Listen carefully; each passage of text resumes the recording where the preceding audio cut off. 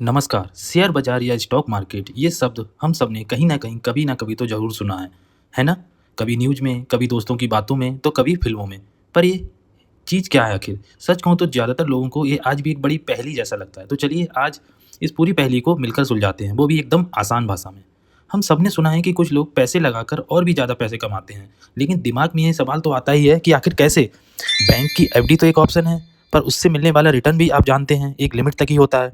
तो फिर वो कौन-सा रास्ता है जिससे पैसा सच में काम पर लगता है और वक़्त के साथ बढ़ता चला जाता है? और इस सवाल का जवाब है शेयर बाज़ार। देखिए, आज मैं आपको कोई भारी भरकम लेक्चर नहीं देने वाला। मैं बस एक दोस्त की तरह एकदम सीधी सरल भाषा में समझाऊँगा। कोई मुश्किल शब्द नहीं, कोई रॉकेट साइंस नहीं, बस एक कहानी की तरह सुनिए, जिसे सुनकर शायद आपको भी लगे, अरे! ये इतना भी मुश्किल नहीं था। तो ठीक है, चलिए सबसे पहले पड़ाव से शुरू करते हैं और ये समझते हैं कि ये शेयर बाज़ार आखिर भला क्या है? इसे एक छोटे से उदाहरण से समझते हैं। मान लीजिए आपने एक चाय की दुकान खोलने का सोचा, पर आपके पास पूरे पैसे नहीं हैं। तो आपने अपने 4 दोस्तों से कहा कि भाई तुम सब लोग थोड़ा-थोड़ा पैसा लगाओ और बदले में दुकान का जो भी फ़ायदा होगा, उसमें मैं तुम लोगों की हिस्सेदारी दूँगा। बस यही जो हिस्सेदारी है ना, वही शेयर है और आपके दोस्त अब उस दुकान के टेक्निकली शेयर होल्डर बन गए, सिंपल। अच्छा, इसे समझने का एक और मज़ेदार तरीका बताऊँ। सोचिए शेयर बाज़ार एक बहुत बड़ी सब्ज़ी मंडी जैसा है। जैसे मंडी में हम आलू, टमाटर, प्याज़ ये सब सब्जियाँ खरीदते हैं, बिल्कुल वैसे ही शेयर बाज़ार में हम देश की बड़ी-बड़ी कंपनियों में छोटी-छोटी हिस्सेदारी खरीदते और बेचते हैं। है ना एकदम आसान? तो ये बाज़ार क्या है, ये तो समझ में आ गया हमें। अब सवाल ये है कि इसकी कहानी शुरू कहाँ से हुई? चलिए थोड़ा टाइम में पीछे चलते हैं और इंडियन स्टॉक मार्केट की दिलचस्प कहानी जानते हैं। यह कहानी शुरू होती है साल 1855 में। मुंबई में कुछ व्यापारी एक बरगद के पेड़ के नीचे खड़े होकर शेयरों का सौदा करते थे। ज़रा सोच कर देखिए, कोई ऑफिस नहीं, कोई कंप्यूटर नहीं, बस एक पेड़ के नीचे। फिर 1875 में बना एशिया का सबसे पुराना stock exchange, Bombay stock exchange यानी बीएसई। इसके बाद 1992 का साल एक बहुत बड़ा टर्निंग पॉइंट था, जब हर्षद मेहता स्कैम के बाद नेशनल स्टॉक एक्सचेंज और रेगुलेटर सेबी की शुरुआत हुई। और 2000 के बाद तो ऑनलाइन ट्रेडिंग ने जैसे सब कुछ बदल कर ही रख दिया। हिस्ट्री तो बड़ी इंटरेस्टिंग थी, है ना? लेकिन आज की तारीख में ये पूरा सिस्टम कैसे काम करता है, कौन खरीदता है, कौन बेचता है और इन सब के पीछे कौन कौन है, चलिए अब इसे समझते हैं। देखिए, मोटे तौर पे बाजार दो तरह के होते हैं। पहला है प्राइमरी मार्केट। ये वो जगह है जहाँ कोई भी कंपनी पहली बार अपने शेयर आम जनता को बेचती है। इसे हम आईपीओ कहते हैं, मतलब इनिशियल पब्लिक ऑफरिंग। यहाँ पैसा सीधा कंपनी को मिलता है। और दूसरा है सेकेंडरी मार्केट, यानी हमारा बीएसई और एनएसई, जहाँ हम और आप जैसे लोग यानी निवेशक आपस में ही उन शेयरों को खरीदते और बेचते हैं। अब इस पूरे खेल के कुछ मेन प्लेयर्स भी हैं। बीएसई और एनएसई वो मैदान है जहाँ ये सारा खेल यानी ट्रेडिंग होती है। सेबी एक एम्पायर की तरह है जो नियम बनाता है और ये देखता है कि कोई धोखाधड़ी ना करे। एनएसडीएल और सीडीएसएल एक तरह के आपके डिजिटल लॉकर हैं जहाँ खरीदे हुए शेयर एकदम सेफ रहते हैं। और जिरोदा या ग्रो जैसे ब्रोकर्स आपको वो मददगार हैं जो आपको खरीदने और बेचने के ऑर्डर को मैदान तक मतलब बाजार तक पहुंचाते हैं। सेबी सेबी के रोल को समझना बहुत जरूरी है। आप इसे मार्केट का पुलिस वाला या रेफरी समझ लीजिए। इसका मेन काम यह देखना है कि पूरा खेल नियमों के हिसाब से हो, कोई घोटाला ना हो और सबसे जरूरी छोटे से छोटे निवेशक का पैसा भी पूरी तरह सुरक्षित रहे। सच तो यह है कि सेबी की वजह से ही आज हम इस पूरे सिस्टम पर भरोसा कर पाते हैं। ठीक है, थ्योरी तो बहुत हो गई। अब आते हैं असली मुद्दे पे, सबसे प्रैक्टिकल सवाल पर।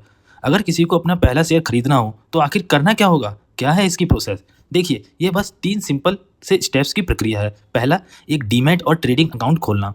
दूसरा, जिस भी कंपनी में पैसा लगाना है उस पर थोड़ी बहुत रिसर्च करना। और तीसरा, अपना ब्रोकर की ऐप या वेबसाइट पर जाकर बस खरीदने का ऑर्डर प्लेस कर देना। बस सच में इतना ही है।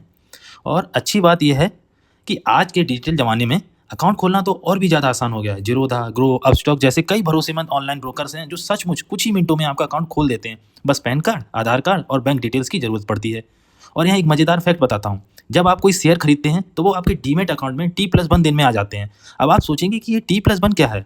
तो टी का मतलब है ट्रांजेक्शन का दिन, यानी अगर आज शेयर खरीदा तो वो कल तक आपके डिजिटल लॉकर में ऑफिशियली तौर पर दिखने लगेगा। पहले इसमें काफ़ी टाइम लगता था, पर अब ये प्रोसेस बहुत तेज हो गया है। चलिए, यहाँ तक सब अच्छा रहा और आसान लग रहा है ना? लेकिन रुकिए, अब जो बात मैं आपको बताने जा रहा हूँ उसे ज़रा ध्यान से सुनिएगा। वो कौन सी बड़ी गलतियाँ जो नए निवेशक अक्सर कर बैठते हैं और जिनसे हर हाल में बचना चाहिए। गलती नंबर 1 और शायद सबसे बड़ी भी, मेरे दोस्त ने बोला कि ये शेयर 10 गुना हो जाएगा। इस तरह की सुनी सुनाई बातों या टिप्स पर आंख बंद करके पैसा लगा देना सबसे खतरनाक चीज़ है। याद रखिए, किसी भी कंपनी में पैसा लगाने से पहले हमेशा अपनी खुद की रिसर्च जरूर करें। दूसरी बड़ी गलती है अपना सारा पैसा किसी एक ही स्टॉक में झोंक देना। आपने वो कहावत तो सुनी हुई होगी ना कि सारे अंडे एक ही टोकरी में नहीं रखने चाहिए। ये बहुत जोखिम भरा काम है। सोचिए, अगर उस कंपनी ने अच्छा नहीं किया तो आपका सारा पैसा एक साथ डूब सकता है। बेहतर है कि अपने निवेश को अलग अलग स्टॉक्स में बांट कर रखें। एक बहुत बड़ी गलतफहमी यह है कि लोग शेयर बाजार को रातों रात अमीर बनने की कोई लॉटरी टिकट समझ लेते हैं, पर ये बिल्कुल भी सच नहीं है।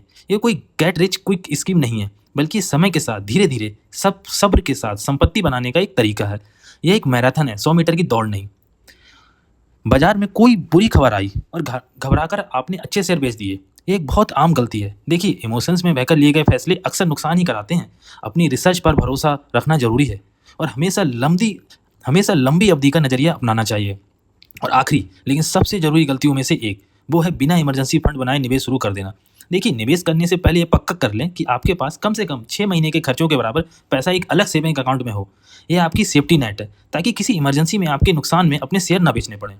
तो यह इतनी सारी बातें हो गई, बेसिक्स भी समझ आ गए और क्या नहीं करना ये भी पता चल गया। तो अब सवाल ये उठता है कि अगला कदम क्या होना चाहिए, शुरुआत कैसे की जाए। शुरुआत करने से पहले एक महान निवेशक की यह बात जरूर याद रखिएगा, शेयर बाजार में पैसा बनाना मुश्किल नहीं है, सब्र रखना मुश्किल है। ये लाइन अपने दिमाग में बैठा लीजिए। ये बाजार आपके ज्ञान से ज़्यादा आपके धैर्य और आपकी सब्र की परीक्षा लेता है। तो अब क्या करें? ये रही आपकी एक छोटी और सिंपल सी एक्शन लिस्ट। पहला, एक डीमेट अकाउंट खोलें। दूसरा, पी रेशियो जैसे कुछ बेसिक टर्म्स को समझना शुरू करें। तीसरा, अगर आप बिल्कुल नहीं हैं तो सीधे स्टॉक्स में कूदने की बजाय म्यूचुअल फंड में एसआईपी के जरिए शुरुआत करें। ये ज़्यादा सुरक्षित तरीका माना जाता है। और सबसे जरूरी चौथा कदम, धैर्य रखें। कंपाउंडिंग का जादू दिखने में समय लगता है, और तो समझदारी से अपनी यात्रा की शुरुआत करें।